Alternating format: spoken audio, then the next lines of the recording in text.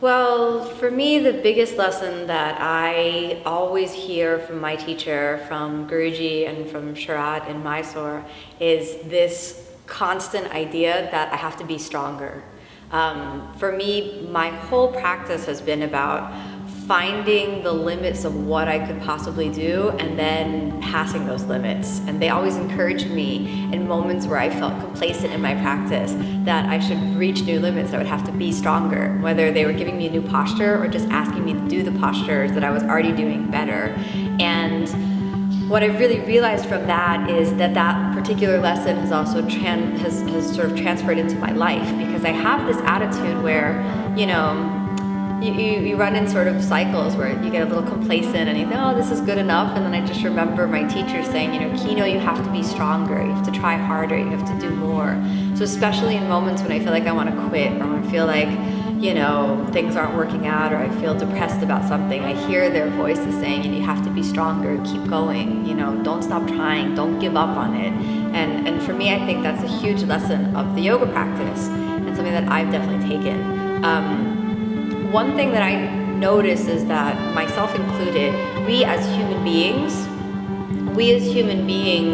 believe in limitations.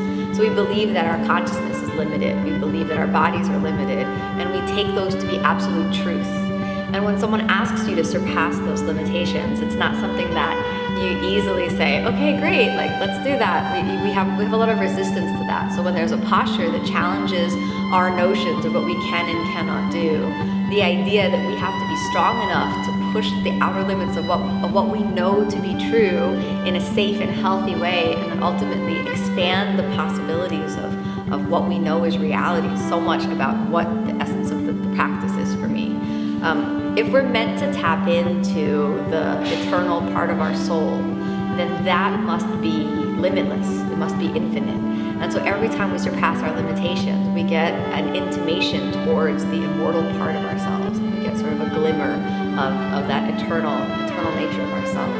So I think that for me has been the most pressing lesson that I've gleaned from my practice and from my teachers.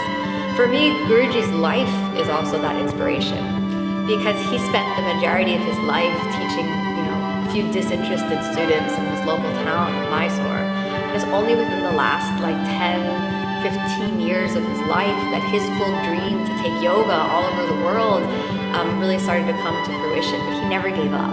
He was strong enough to stay steady and keep teaching, and to teach one student if that's all he had, just to stay steady through that whole process. So for me, that's really inspirational.